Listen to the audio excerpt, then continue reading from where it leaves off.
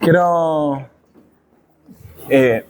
invitarlos a reflexionar sobre un pasaje bíblico, son 2 versículos, y que son en realidad unas palabras que dijo el apóstol Pablo en una carta, en la carta de Gálatas. Está por ahí, ¿no? Para mí este par de versículos, la verdad que marca en parte el corazón de lo que es el Evangelio, la razón de por qué somos iglesia, la razón de por qué seguimos a Jesús. Junto a otros textos de la Biblia creo que son muy difíciles también de entender, pero quiero traerlo hoy día aquí a la mesa para que lo conversemos. Va a ser una propuesta distinta, va a ser más conversacional, así que si tienen ahí las ganas de participar y de comentar. En realidad es Gálatas 2, ya, la primera está mala. Vamos a hablar sobre esto. Bueno, lo que acaba de pasar es un claro ejemplo de que las personas tienen necesidad. Todas las personas tenemos necesidad. Y el Evangelio es respuesta. El Evangelio es respuesta para el corazón, para la mente. Uno en la calle ve, en el trabajo, ve rostros, ve gente con cierto temperamento, a veces se les ve bien, felices, riendo, pero lo que viven detrás no lo sabemos. A mí me pasaba en el colegio, en el liceo, que yo no tenía como grandes grupos de amigos, de hecho, como que no tenía amigos. Estoy súper bien. Todavía no tenía amigos. Yo era como que el comodín, como que me arrimaba a cualquier grupo. Y me daba lo mismo el grupo que sea. De repente era, ¿hay otro curso? No importa, chiquillo. Jugué a la pelota.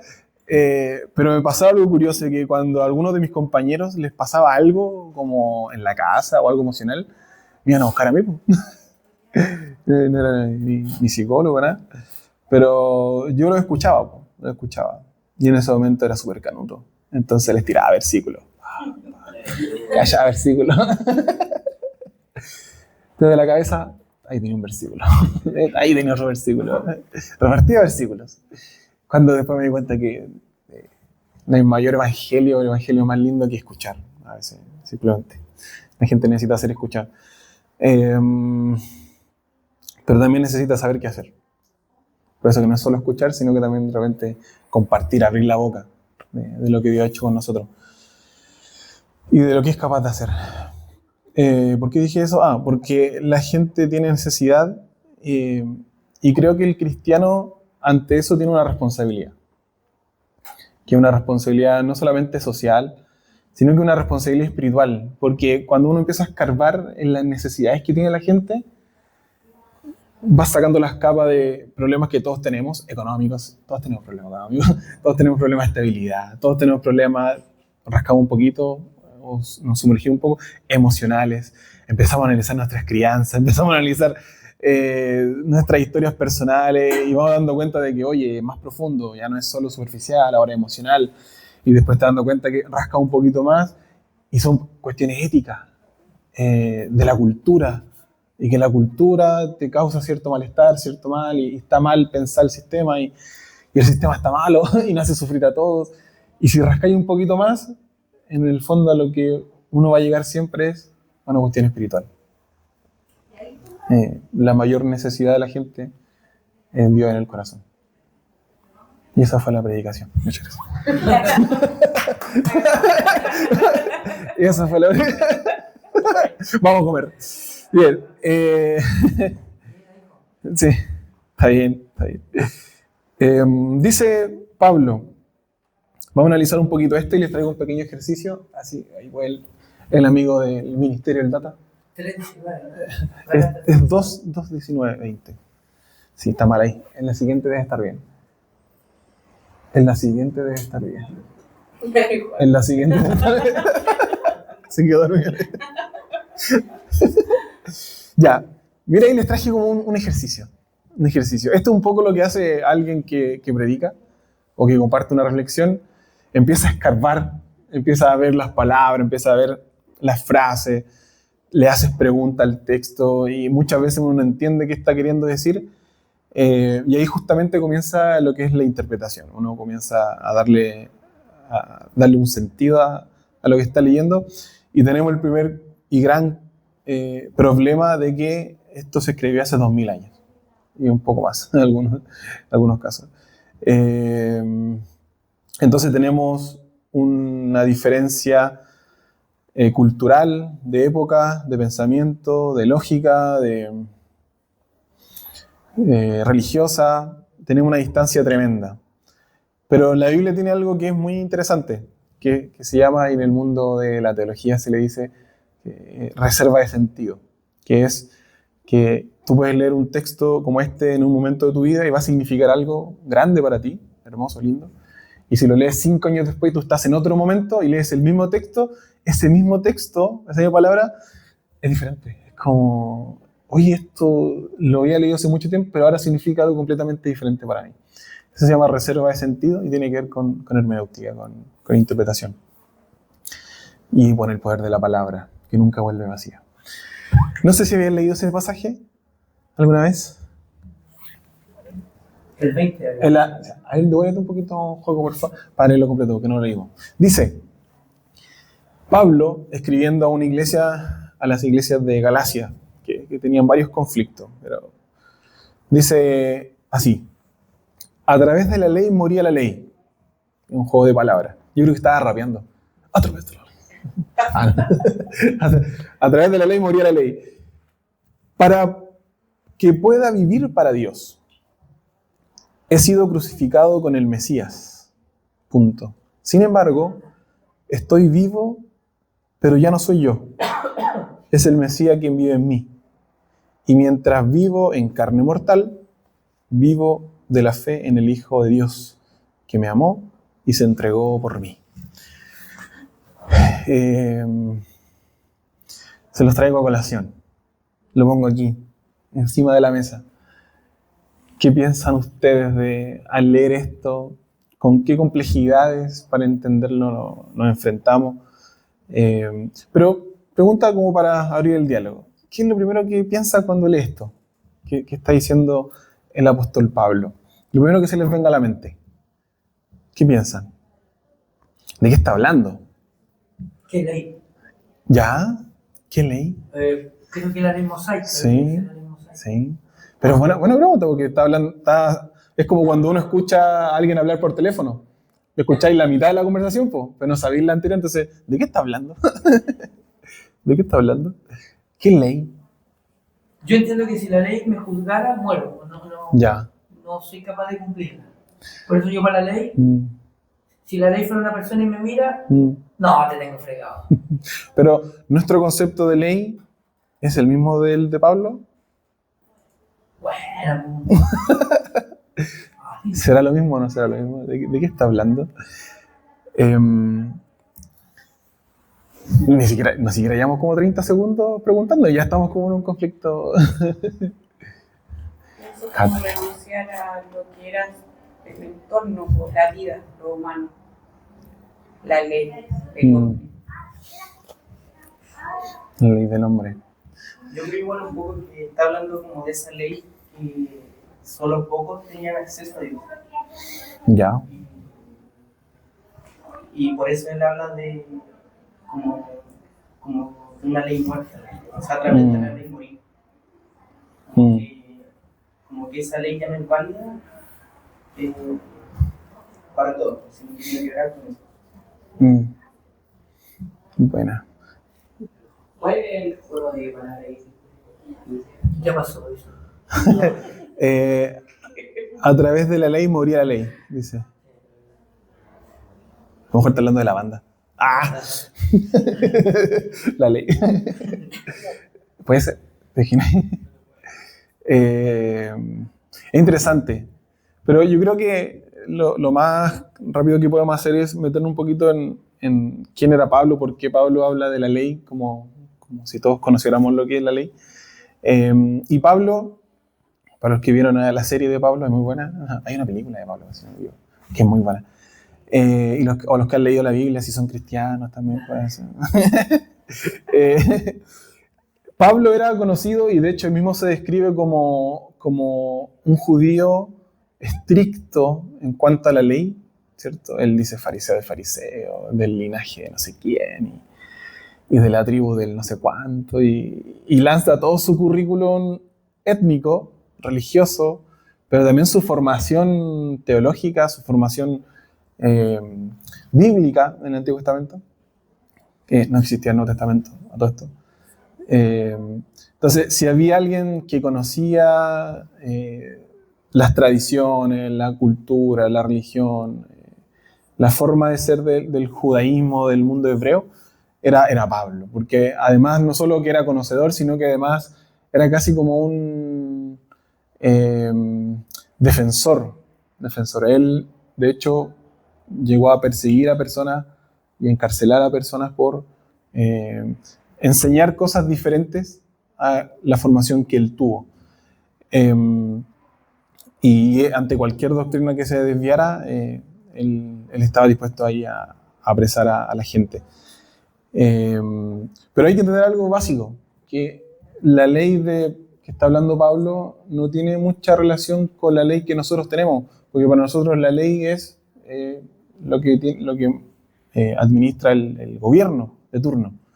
Hay una ley, hay que respetar la ley, y cuando hablamos de ley, hablamos de preceptos, estatutos, reglas, normas, que finalmente están en beneficio de las personas, porque en realidad el gobierno existe para cuidado de las personas, porque el gobierno administra poder. El gobierno en sí mismo es una institución que surgió para administrar un poder y necesita tener una ley o leyes que canalicen esa fuerza que tiene, porque si no aplastaría a las personas, al ciudadano. Muchas veces lo hace. De hecho, por eso está la Constitución. La Constitución nos protege, claro. En esas épocas la iglesia o sus cultos eran la ley absoluta para las personas cristianas. O sea, los judíos se regían solamente, claramente por el orden que tenía el público, pero también 100% a lo que decían las leyes. Sí, y eso es entre comillas, lo básico, que no es tan básico en realidad, bien complejo a veces entenderlo, que nosotros entendemos ley o gobierno, Estado, diferenciado de lo que es la iglesia, de lo que es la religión o religiones. Pero en el contexto de Pablo, cuando pensaba en ley, es política, religión, Estado, todo mezclado, nación, todo mezclado, porque su ley es religiosa. Su ley es los primeros 5 libros del Antiguo Testamento, que se le llama la Torá. La Torá, si ustedes la leen, por momentos es súper aburrida, porque si por ejemplo leen Levíticos, ¿han leído Levítico y han llorado? Nadie llora y se siente ministrado leyendo Números, por ejemplo, que otro de los libros, porque son datos, son fechas, son personas, linajes, jueces, y que narran y hablan de normas y estatutos y cosas que tiene que hacer el pueblo y que en el templo se habla así, se viste así, se come así, está todo regido, todo prescrito, cómo tiene que ser la gente. Y esa ley es lo mismo que en nuestro concepto hoy día hablaríamos de lo que nos gobierna. Solo que hoy día lo tenemos diferenciado y separado. Pero para Pablo no. De hecho, se le conoce como legalismo a las personas que hacen la cosa simplemente porque la ley lo dice, pero es más que eso. De hecho, había un dicho que circulaba por tiempos de Jesús que decían los maestros judíos, decía, el día en que todo el pueblo cumpla con la ley, ese mismo día viene el Mesías. Ese es el dicho. O sea, la exigencia es, si algún día solamente calzamos que un día completo todas las personas que somos judías de este pueblo cumpliéramos al pie de la letra lo que dice la ley, hoy día mismo viene el Mesías. Ese no es solamente cumplir una ley o lo que hizo un papel, para ello es su identidad como pueblo, lo que les da sentido como nación. De hecho, la ley para ellos cuenta su historia. El Antiguo Testamento cuenta la historia de su nación y de su Dios, y de cómo Dios estuvo con ellos y los libró y todo lo que dice en el Antiguo Testamento.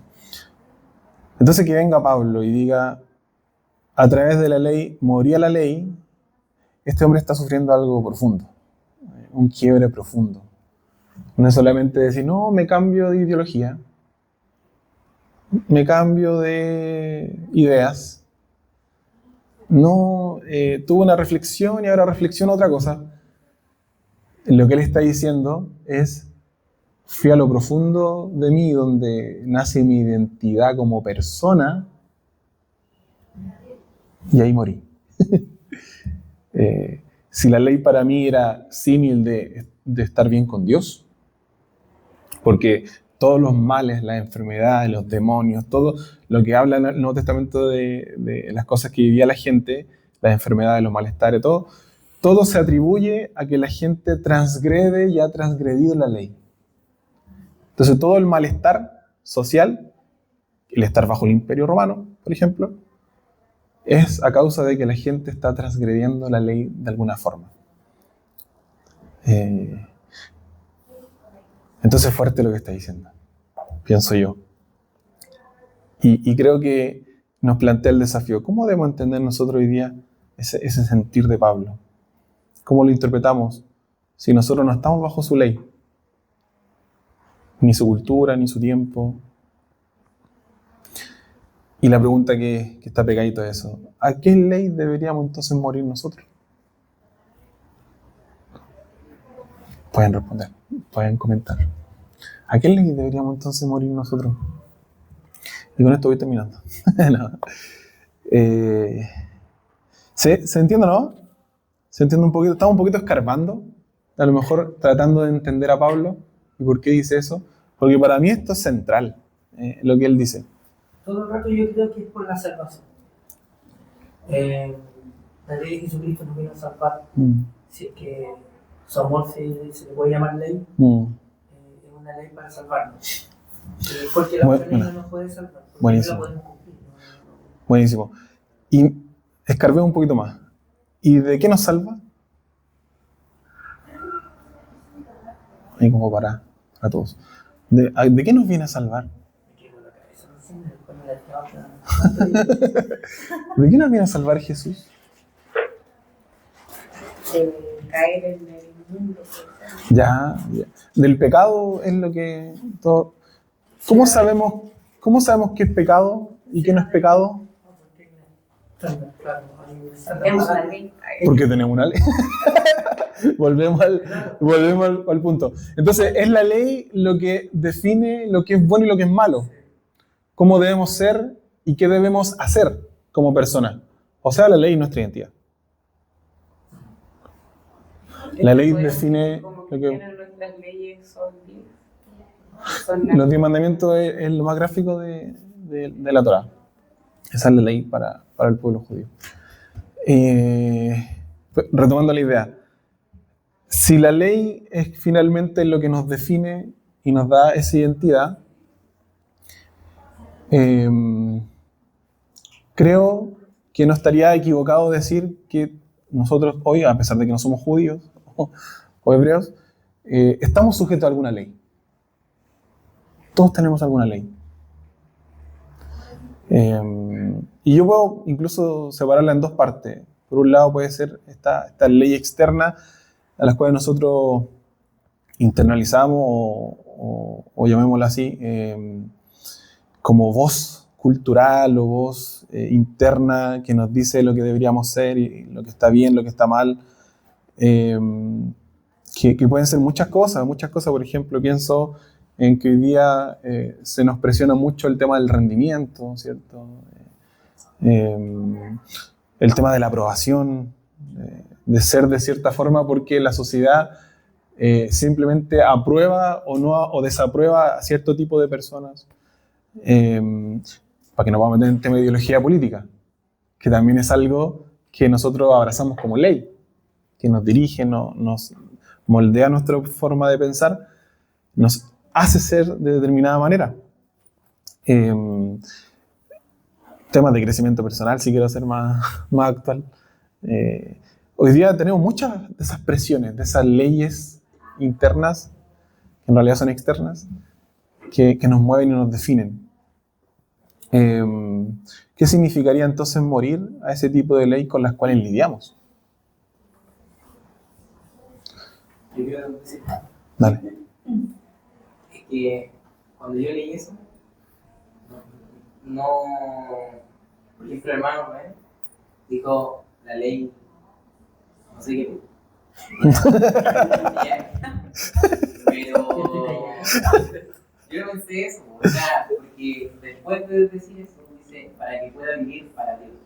¿Y cómo es vivir para Dios? Cuático. O sea, es dejar que muera esa ley interna que está diciendo. Es cuático. Es como, no sé, yo no lo pensé como una ley que seguir, que ya no la voy a seguir, sino que eso es interno, como qué voy a dejar de hacer para vivir para Dios. Es potente. Claro. Es potente porque... gracias, Juaco. Gracias. Sí, muy buena, muy buena. Bueno, domingo, ¿tienes que predicar? ¿Cuándo predicáis? Es potente esto porque Pablo está diciéndolo sin decirlo explícitamente, que fue necesario para él morir a esa ley para poder vivir para Dios. O sea que la ley, cualquier ley sea que tengamos y que nos defina, nos dé la identidad, puede llegar a ser un obstáculo para vivir para Dios. Puede llegar a serlo. Para Pablo, y esto es muy fuerte porque si hay una ley perfectamente calculada y medida, es la ley que Pablo tenía, que fue pensada para ellos directamente de que Dios lo escribió en piedra. En nuestras leyes, en comparación a las leyes de Pablo, carecen de harto fundamento.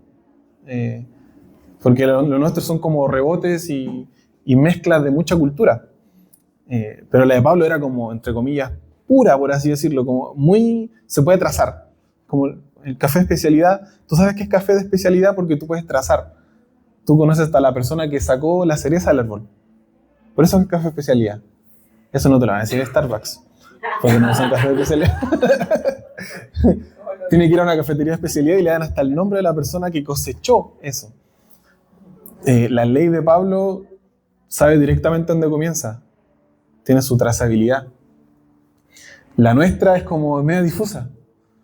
Tenemos hartas cosas que nos definen.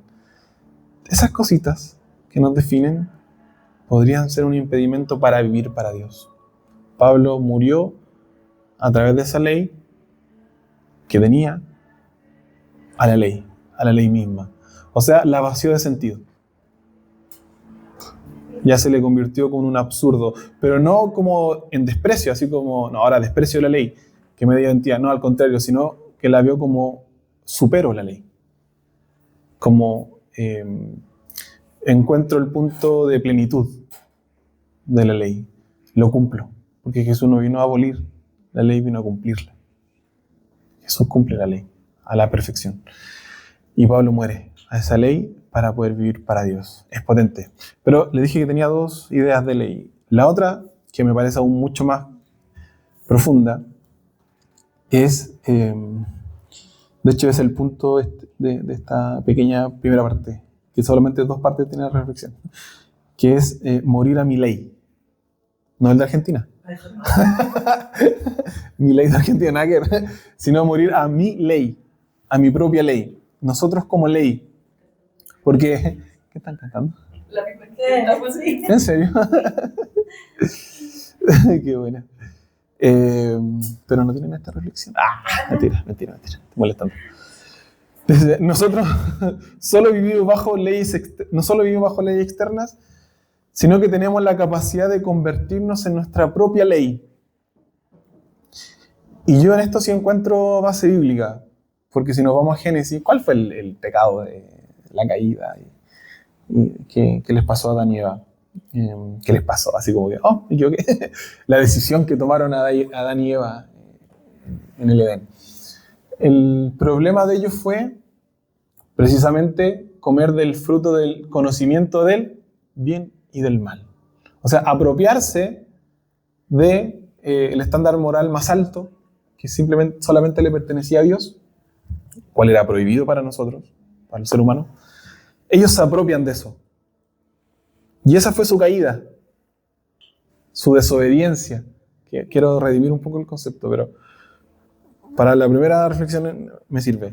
Su desobediencia a Dios tiene que ver con la capacidad que ellos tuvieron de decir, muy bien, ahora somos nosotros, Adán y Eva, que significa humanidad y ser humano, quienes definimos lo que es bueno y lo que es malo. Si hay alguna medida, algún estándar para definir lo que es bueno y lo que es malo, somos nosotros mismos. Porque comimos de ese árbol y nos apropiamos de eso y nos convertimos en nuestra propia ley. ¿Sabe qué pasa con eso? ¿Lo puedes repetir? No, en serio. El ser humano define lo bueno y lo malo. El ser humano se autoerige. Él dijo, ya, ok, esto está bien, esto está mal. Exactamente. Lo que dijo Dios. Indistintamente. ¿Es el libre albedrío? Es el libre albedrío. Porque hay una confusión que no es confusa. Que dice que el libre albedrío es que yo decido hacer lo bueno y lo malo. No. Pero alguien dice que es más fino, es decir, que el libre albedrío no es yo decido hacer lo bueno y lo malo. Lo bueno y lo malo está ahí. Yo veo si lo hago o no lo hago. Sí, claro. Pero pareciera que el libre albedrío es que yo decido qué es bueno y malo. Y por eso lo hago. Sí. Sí. No, que es más profundo, porque esto, lo que estamos haciendo se le llama una lectura antropológica de la Biblia. ¿Ya? Estamos viéndola de una perspectiva como sociológica, antropológica. Estamos mezclando cosas, pero en realidad es profundamente bíblico. Es profundamente bíblico porque por eso dije, entre comillas, que Adán y Eva desobedecieron a Dios. Porque uno siempre cuando piensa en la caída de Adán y Eva que desobedecieron a Dios. ¿Qué es lo que se nos enseña? Y que el pecado que nos causó la caída como ser humano y que por eso estamos perturbados todos, tiene que ver con desobediencia. Cuando en realidad, y aquí me pueden echar por hereje, me voy, no me ordenan.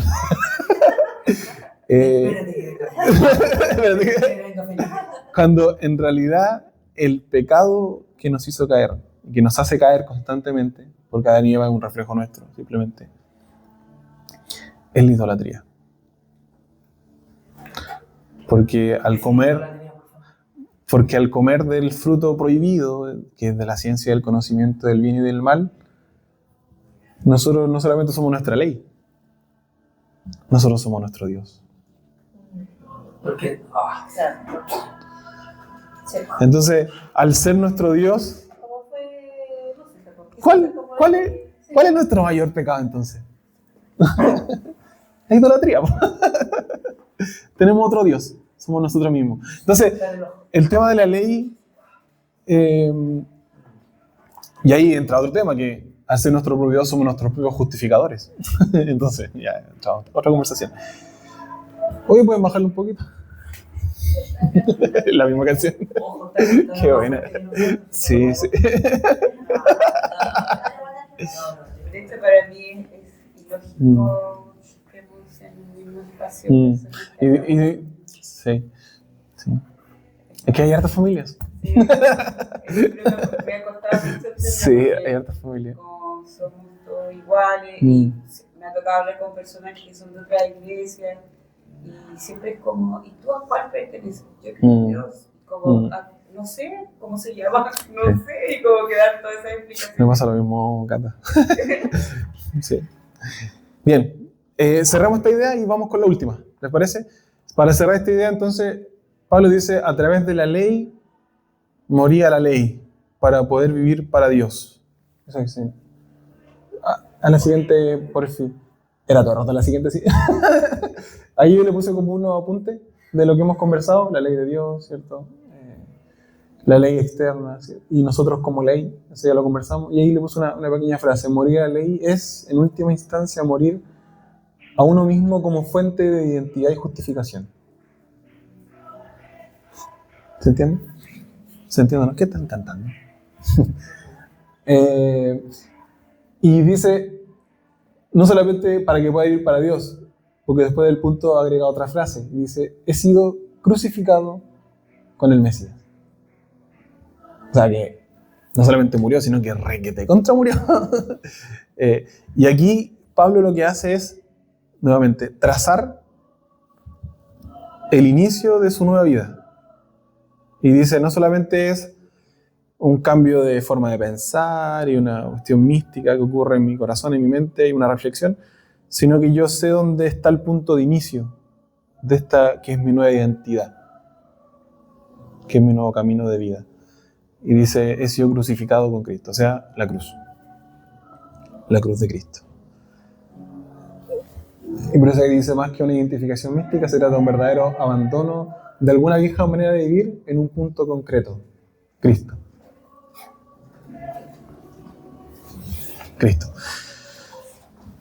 Esto que estamos hablando no es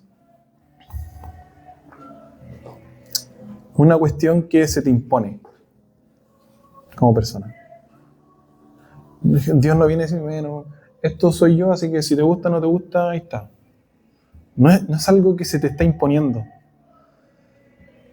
Porque la reflexión es muy profunda, es una cuestión que es muy linda y al final va a ver por qué. Es algo a lo que se te invita a participar. Se te invita y se te presenta el testimonio de alguien, que es Pablo, que dice, yo tuve esta experiencia. Moría la ley, moría a mí mismo, moría todas las demás leyes, toda la ley, todo lo que parezca ley, moría eso. Y desde ahora entiendo todo desde mi nueva identidad, que es Cristo. Y crucificado. Cristo muriendo.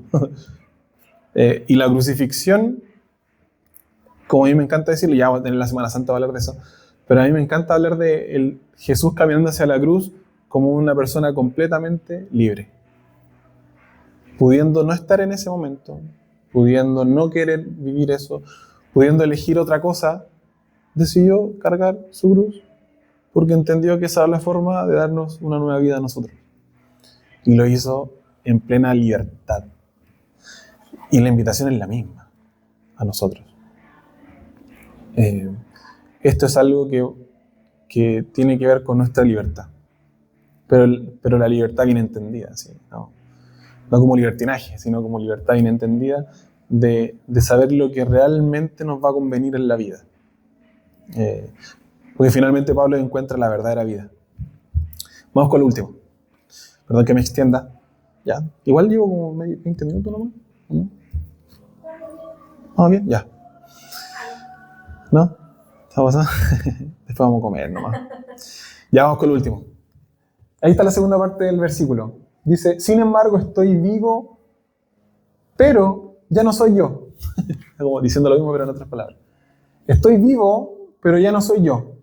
Ay, qué complejo me encontré eso. Es el Mesías quien vive en mí. La complica más todavía. Y mientras vivo en carne mortal, vivo de la fe en el Hijo de Dios, que me amó y se entregó por mí. Ya la primera parte yo quedé loco, porque en realidad esta reflexión tenía un título, que nunca lo dije, lo digo al final, que es Misterio Incómodo. ¿De que estamos en la serie de Evangelio Incómodo? Este es un misterio incómodo. ¿Cómo es eso de que ya no vivo yo? A mí eso me complica. ¿Cómo, si no logro entender eso, yo no voy a poder abrazar este misterio incómodo? ¿Cómo ya no vivo yo? Y lo dice así como tan livianito, así como que lo tuviera súper resuelto. No, es que ya no vivo yo. Pero si tú estás viviendo. ¿Quién escribió eso? O puede ser el que era. Ya. Buena. Por eso, como lo digo como testimonio, cuando uno dice, cuando tú decides vivir con Dios, como se nota un antes y un después, es una diferencia.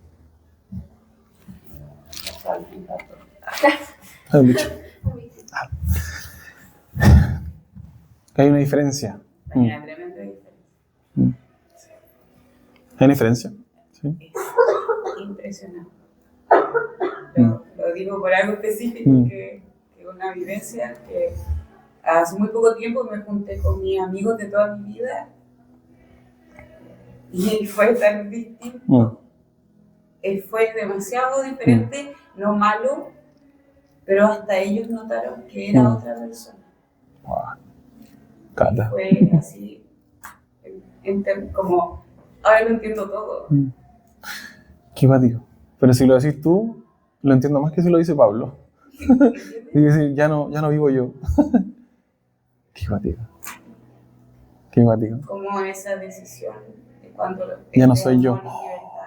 No, potente. En lo absoluto y el resto, potente. Por más que era la misma persona, ya no era la misma persona. Y todo el mundo notó que ya no era la misma persona. Sí. Lo bueno que fue recibido de buena forma y eso me alegró mucho. Mira, wow, qué profundo lo que está diciendo la Cata. Que ya no somos nosotros. Oh, qué mal. Y bien al mismo tiempo. Yo no sé qué sentir. Sí, qué cuático porque... es cuático, pero es difícil, porque hay que morir. Es difícil. Yo creo que por eso el evangelio es incómodo, porque no se trata de entenderlo. Y nosotros queremos entender todo, porque estamos en una era hiper racionalizada, diferente al contexto de Pablo. El evangelio se acepta o no se acepta. Por eso es incómodo. Es difícil, como dice, porque yo me acuerdo de este versículo cuando me bauticé, cuando tuve una junta con compartir. Yo me acuerdo de este versículo porque tú me preguntaste por qué me quería bautizar. Y yo te dije, porque no me reconozco. Te dije, porque no sé, antes me refugiaba en algo porque ahora amo ir a la iglesia. Entonces, eso era lo que no conocía la parte de atrás del versículo, todo lo de atrás. Pero para mí eso era como un versículo que yo dejaba algo, pero ese algo no se va. Como que tú igual eres consciente de que fuiste, pero es como difícil de cómo vivir con ese algo. No puedo repetir.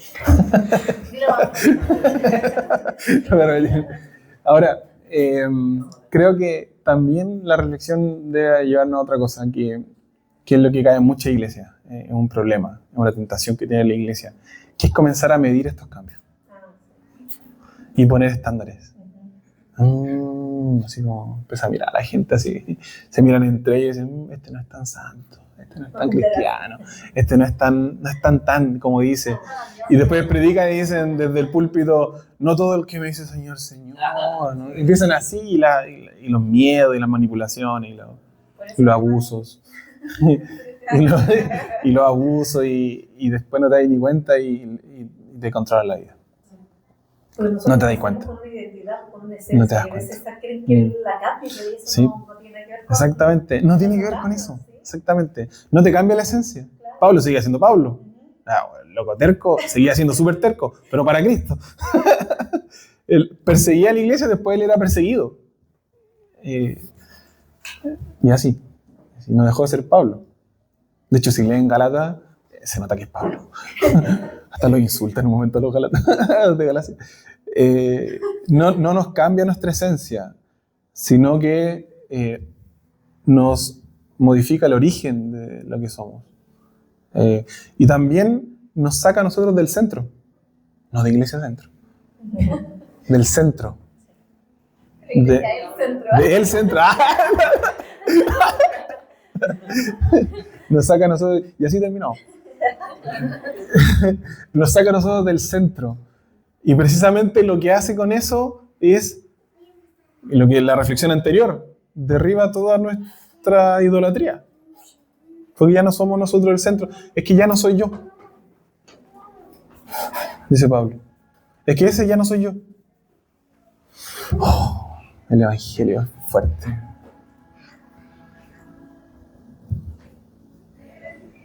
Irreconocible. Irreconocible. Cerremos, por favor. Ahí puse cositas, no sé qué puse. Misterio, como no es simplemente que mejoramos. No es simplemente que mejoramos o somos mejor persona como tema de virtud, sino que nosotros nos desplazamos a un lado del centro de nosotros mismos y de esa manera surge en nosotros otra vida, otra forma de vivir mi propia vida. Hay una pregunta, ¿cómo poder llegar a abrazar este misterio? Ya no soy yo. Y no quiero terminar así como simplemente con lo que decía Pablo, quiero llevar el foco a Jesús. Porque termina hablando de amor, Pablo. Dice en palabras mías como, bueno, yo he vivido todo este proceso, todo este cambio, me he vuelto irreconocible, ya morí, estoy en la cruz y desde ahí vivo lo que vivo en la carne, dice mortal, ahora lo vivo en la fe, miro la vida de otra forma. Pero esto tiene un origen, es que me di cuenta que me amaba. Es que me di cuenta que lo que hizo Jesús fue por mí. Eso está diciendo, ¿no?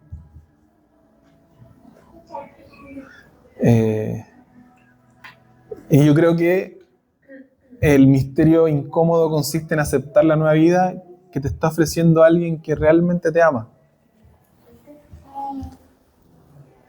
Y de hecho, es tanto amor, que te va a amar, tengas esta metamorfosis o no la tengas, tengas este cambio o no lo tengas, te vuelvas o no te vuelvas irreconocible. Te ama. Ya está hecho, de hecho. Está hecho. Ya pasó por la cruz. Eso lo hizo por ti. Eso lo hizo por mí. No tiene que demostrar nada más. Amó profundamente. Lo que lo hizo caminar en la cruz no solamente fue su libertad, sino el amor por nosotros, por el ser humano. Entonces, esto incómodo de repente se vuelve como un bálsamo refrescante para nosotros.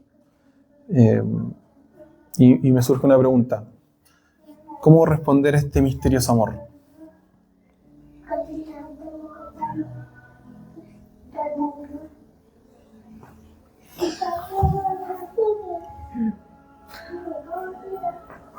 Vivo por la fe en el Hijo de Dios que me amó y se entregó por mí. La identidad del cristiano, y termino con esto, dijo el mentiroso, la identidad del cristiano es que se sabe amado por Dios. Es eso. Es eso.